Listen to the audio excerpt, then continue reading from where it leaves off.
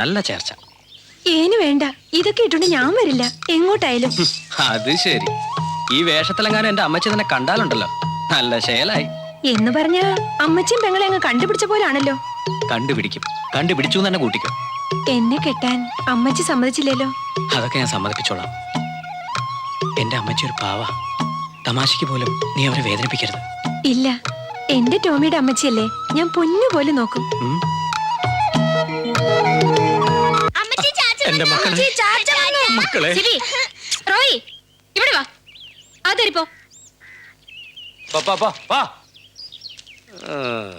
കുഞ്ഞോമാച്ചായ, കുട്ടികൾക്ക് അവരുടെ ചാച്ചൻ വേണം.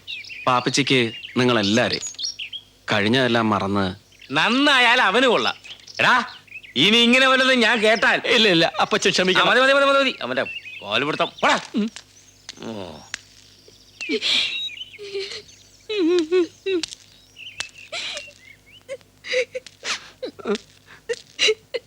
കരയാതെ ഓമനെ.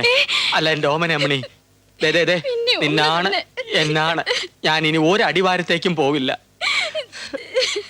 നിന്റെ ശരീരം ഒരുപാട് ക്ഷീണിച്ചല്ലോടി.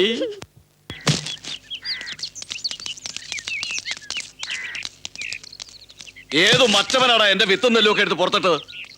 ആ ഞാനാ. വേഗം എടുത്ത് മാറ്റിയില്ലെങ്കിൽ നാട്ടുകാർക്ക് എടുത്ത് വീതിച്ചു കൊടുക്കും. എങ്കിൽ അതൊന്ന് കാണണം. കാണാനൊന്നുമില്ല.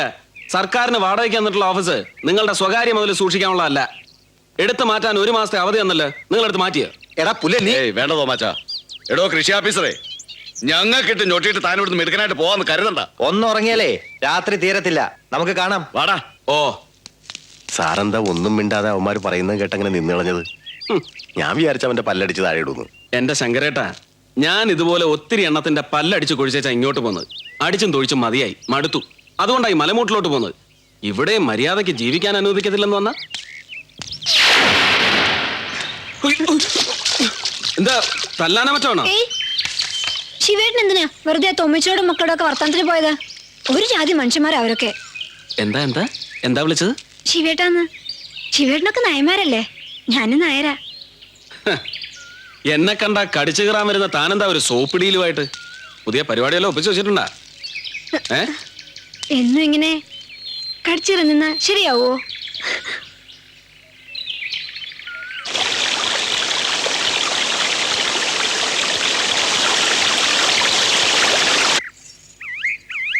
സാറിന് ഇല്ലത്തെ ഗിരിജയായിട്ട് പ്രേമമാണല്ലേ? എന്താ പറഞ്ഞത്? ഞാൻ പറഞ്ഞല്ല, താളുവാ. നാട്ടിൽ കവിത എഴുതുന്നൊരു കുട്ടിയെ സാർ പ്രേമിച്ചിരുന്നോ? ആ കുട്ടി മരിച്ചുപോയി അല്ലേ? ഇവിടെ വന്ന് ഗിരിജത്തമ്പുരാട്ടിയെ കണ്ടപ്പോ ചത്തുപോയി ആ കുട്ടിയെ പോലെ ഇരിക്കണോണ്ട് തമ്പുരാട്ടിയെ. ഗിരിജയും കവിത എഴുതാൻ തുടങ്ങിയിട്ടുണ്ട്.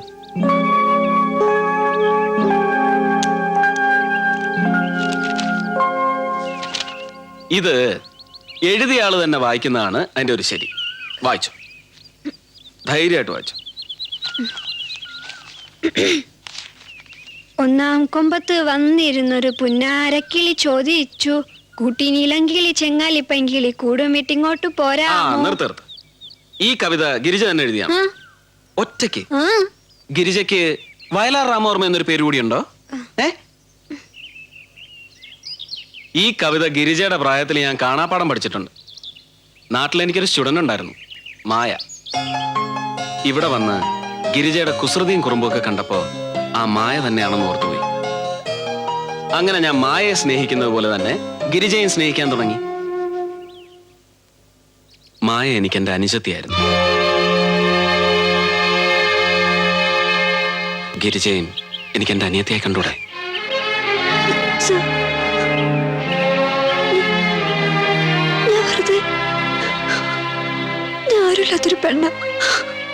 ആരാ പറഞ്ഞ ഗിരിജയ്ക്ക് ആരുമില്ലാന്ന്? ഉത്തരേടത്തി, രാധേടത്തി, വല്യമ്മാമ, പിന്നിപ്പോ ഏട്ടനായിട്ട് ഞാനും. പോരെ, ചെല്ല.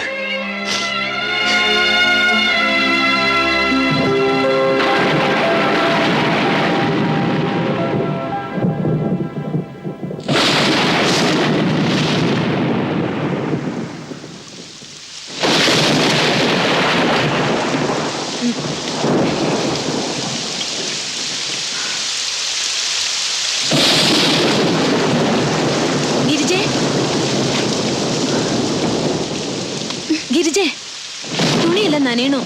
കാലത്തെടുക്കാ എടുത്തി. നീ അവിടെ കിടന്നോ, ഞാൻ എന്റെ തുണി മാത്രമേ എടുക്കൂ.